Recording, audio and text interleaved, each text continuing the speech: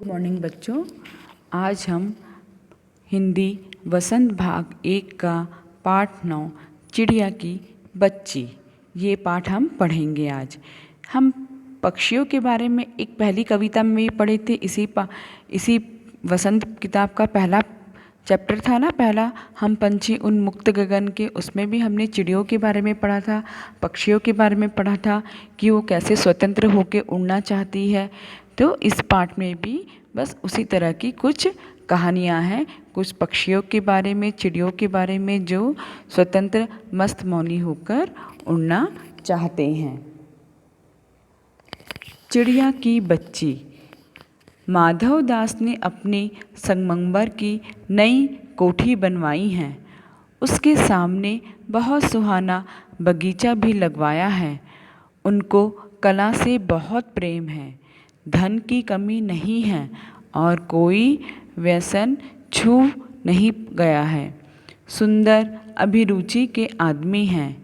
फूल पौधे रकाबियों से हौजों में लगे फव्वारों में उछलता हुआ पानी उन्हें बहुत अच्छा लगता है। समय भी उनके पास काफ़ी है। शाम को जब दिन की गर्मी ढल जाती है और आसमान कई रंग का हो जाता है, तब कोठे के बाहर चबूतरे पर तख्त डलवाकर बसंत में सहने वह गलीचे पर बैठते हैं, है ना। तो इस पाठ के हमारे जो लेखक है जैनेन्द्र कुमार है, हमारे पाठ के लेखक, है ना। इस कहानी में जो किसके बारे में बताया गया, माधव दास। माधव दास कौन है? वह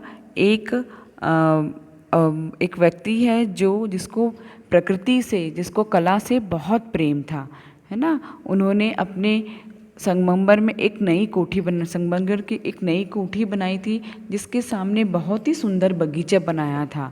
इसी से पता चलता है कि माधव दास एक प्रकृति प्रेमी है। उनको प्रकृति से बहुत प्यार है, कला से बहुत प्यार है। धन की कमी तो उनके पास कभी थी ही नहीं, ना कोई वैसे उनको छू सकता था। सुंदर अभिरुचि के आदमी थे, बहुत ही सुंदर और अभिरुचि वाले आदमी थे। फूल पौधों ये सब से उनको बहुत प्यार था ना।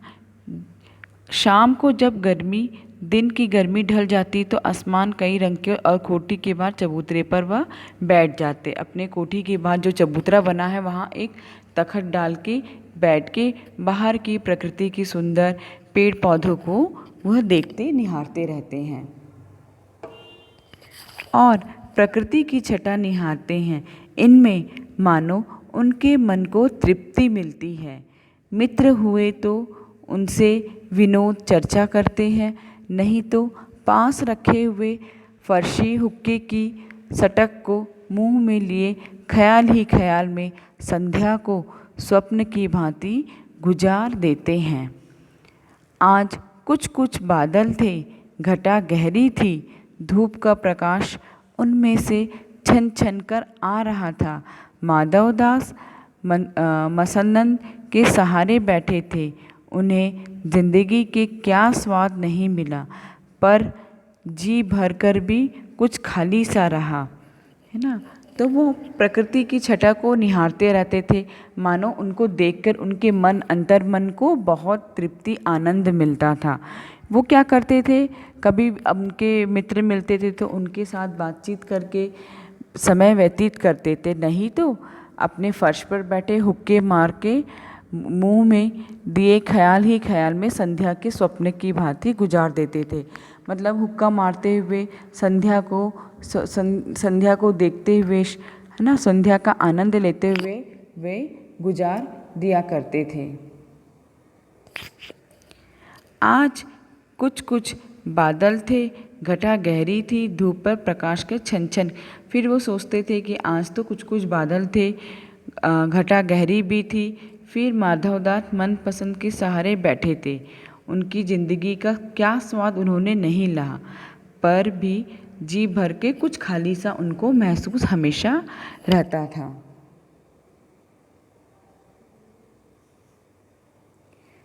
उस दिन संध्या समय उनके देखते देखते सामने की गुलाब की डाली पर एक चिड़िया आन बैठी। चिड़िया बहुत ही सुंदर थी। उसकी गर्दन लाल थी और गुलाबी होते होते किनारों पर जरा जरा नीली पड़ गई थी। पंख ऊपर से चमकदार स्याह थे। उनका नन्हा सा सिर तो बहुत प्यारा लग रहा था और शरीर पर विचित्र चित्रकारी थी। चिड़िया को मानो माधवदास की सत्ता का कुछ पता नहीं था और मानो तनिक देर का आराम भी उसे नहीं चाहिए था। कभी पर हिलाती थी, कभी फुदकती थी। वह खूब खुश मालूम होती थी। अपनी नन्ही सी चोंच से प्यारी प्यारी आवाज़ निकाल रही थी। फिर माधवदास उस दिन संध्या के समय देखते देखते उनके सामने गुलाब की डाली पर एक चिड़िया आकर बैठ गई। बहुत ही सुंदर चिड़िया थी वो। उसकी गर्दन कैसी थी? लाल थी और गुलाबी होते होते किनारों पर जरा नीली पड़ गई थी और पंख ऊपर से चमकदार और स्याही थे। वो अपने सुंदर से अपने पंखों को धीरे धीरे हिलाती थी। चिड़िया को मानो माधवदास की सत्ता का कुछ पता नहीं था, है ना, और उसको देख के वे खूब खुश हुआ करते थे और वो प्यारी प्यारी सी छोटी छोटी सी प्यारी नन्ही सी आवाज़ भी निकालती थी वो चिड़िया। माधवदास को वह चिड़िया बड़ी मनमानी लगी। उसकी स्वच्छता बड़ी प्यारी ज्ञान जान पड़ती थी। कुछ देर तक वह चिड़िया का इस डाल से उस डाल थिरकना देख रहे थे। इस समय वह अपना कुछ कुछ भूल गए, बहुत कुछ भूल गए। उन्होंने उस चिड़िया से कहा, आओ, तुम बड़ी अच्छी आई। यह बगीचा तुम लोग के बिना सूना लगता है। सुनो चिड़िया, तुम खुशी से यह समझो कि यह बगीचा मैंने तुम्हारे लिए ही बनवाया है। तुम्हें बेटके से आया करो। चिड़िया पहले तो असावधान रही, फिर जान कर की बात उससे की जा रही है, वह एकाएक तो घबराई, फिर संकोच को जीतकर बोली, मुझे मालूम नहीं था कि यह बगीचा आपका है। मैं अभी चली जाती हूँ। पल भर सांस लेने मैं यहाँ टिक गई थी, है ना। माधवदास को वह चिड़िया बहुत ही मनमानी सी लगी। वो घूमती फिरती इस डाल से उस डाल से घूमती, वो देखता रहा। फिर उसको माधवदास ने कहा, ये चिड़िया, ये बगीचा आपका ही है। अब जब मन चाहे आप यहाँ आ सकती है, यहाँ घूम सकती है। पहले तो चिड़िया को पता नहीं था, वो थोड़ी सी डरी कि ये ऐसा क्यों बोल रहा है। फिर बाद में उसको समझ में आया कि अच्छा, ये तो इन्हीं का ही बगीचा है। फिर उसने चिड़िया ने माधवदास का बोला, ठीक है, मैं चली जाऊंगी, बस थोड़ी सी सांस लेने ही आई थी। माधवदास ने कहा, हाँ, बगीचा तो मेरा है, ये संगमरमर की कोठी भी मेरी है, लेकिन इस सबको तुम अपना ही समझ सकती हो। सब कुछ तुम्हारा है। तुम कैसी भोली हो, कैसी प्यारी हो। जाओ, नहीं बैठो, मेरा मन तुमसे बहुत खुश होता है। चिड़िया बहुत कुछ संकुच गई। उसे बोध हुआ कि उससे गलती तो नहीं हुई। वह यहाँ बैठ गई है। उसका थिरकना रुक गया। भयभीत सी वह बोली, मैं थक कर यहाँ बैठ गई थी, मैं अभी चली जाऊँगी। बगीचा आपका है, मुझे माफ़ करे, है ना। माधवदास ने उसको कहा कि हाँ, बगीचा तो मेरा है, कोठी भी मेरी है, लेकिन तुम यहीं रहो। माधवदास को वो चिड़िया का इधर इस डाली से उस डाली में घूमना बहुत अच्छा लगता था। चिड़िया को थोड़ा सा संकोच हुई, सी डरी, कहीं ऐसा तो नहीं, उस चिड़िया को लगा कि मैंने कोई गलती तो नहीं कर दी। फिर वह भयभीत से बोली, नहीं, मैं थक गई हूँ बहुत, इसीलिए थोड़ा यहाँ बैठ गई थी, मुझे माफ़ कर देना, मैं चली जाऊँगी। माधवदास ने कहा, मेरी भोली चिड़िया, तुम्हें देखकर मेरा चित्त प्रफुल्लित हुआ।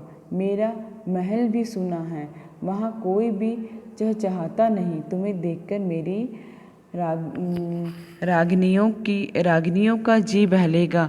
तुम कैसी प्यारी हो, यहाँ ही तुम क्यों ना रहो। चिड़िया बोली, मैं माँ के पास जा रही हूँ, सूरज की धूप खाने और हवा से खेलने और फूलों से बात करने में मैं जरा घर से उड़ आई थी। अब सांझ हो गई है और माँ के पास जा रही हूँ, अभी अभी मैं चली जा रही हूँ। आप सोच ना करे। माधव ने कहा, प्यारी चिड़िया, पगली मत बनो। देखो तुम्हारे चारों तरफ कैसी बहार है। देखो वह पानी खेल रहा है, उधर गुलाब हंस रहा है, भीतर महल में चलो जाने क्या ना आपका मेरे दिल वीरान है। वहाँ कब हंसी सुने तो मिलेगी।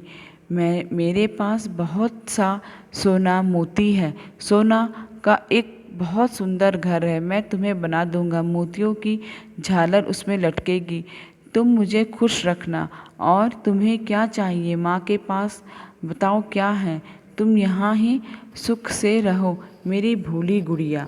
माधव दास उसके साथ जोर जबरदस्ती कर रहा था। वो चाह रहा था कि वो चिड़िया उसी के पास ही रहे, उसको छोड़कर ना जाए, है ना। वो बार बार वो चिड़िया को बोल रहा था कि मेरा संगमरमर का ये कोठी सोना है, तुम मेरे पास ही रहो।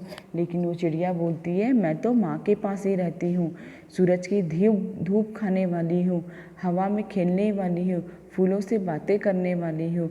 अब सांझ हो गई है, संध्या हो गई, मुझे अपनी माँ के पास जाना है। फिर वो माधव दास उसको बोलता है कि अरे पगली हो तुम यहीं रहो। तुम्हारी माँ के पास क्या है, मेरे पास बहुत मोती और सोना है। मैं तुम्हारे लिए एक सोने का महल बना दूंगा जिसमें मोतियों की झालर होंगे और तुम रहना। लेकिन वो क्या चिड़िया रहना चाहेगी? नहीं, वह तो आज़ाद पंछी है, वह घूम घूम कर रहना चाहती है, अपनी माँ के पास रहना चाहती है। चिड़िया इन बातों से बहुत डर गई। वह बोली, मैं भटक कर तनिक आराम के लिए इस डाली पर रुक गई थी। अब भूल कर भी ऐसी गलती नहीं होगी। मैं अभी यहाँ से उड़ जा रही हूँ। तुम्हारी बातें मेरी समझ में नहीं आती। मेरी माँ के घोंसले के बाहर बहू तेरी सुनहरी धूप बिखरी रहती है। मुझे और क्या करना? 2 दाने माँ ला देती हैं। जब मैं पर खेलने बाहर जाती हूँ तो माँ मेरी बाट देखती है रहती। मुझे तुम और कुछ मत समझो, मैं अपनी माँ की हूँ, है ना। तो चिड़िया बहुत डर जाती है। हाँ, वो बोलती, मैं भटक रही थी, भटकते तनिक आराम करने इस डाली पे आके रुक गई थी। अब मैं भूल कर भी कभी ऐसा काम नहीं करूँगी, है ना। क्योंकि माधव दास उसको अपने पास बंद रखना चाहता था, इसलिए वो बहुत डर गई थी। और वो बोली कि मैं भूल कर भी कभी ऐसी काम नहीं करूँगी। तुम्हारी बातें मुझे ज़रा भी समझ में नहीं आती। मैं तो अपनी माँ की घोंसले में रहने वाली हूँ। घोंसले के बाहर निकलती हूँ तो बहुत ही सुनहरी धूप बिखरी रहती है। माँ 2 दाने ला देती जिसे मैं खा लेती हूँ। इस तरह से चिड़िया उस माधव दास के पास नहीं रहती और वह वहाँ से चली जाती है। धन्यवाद।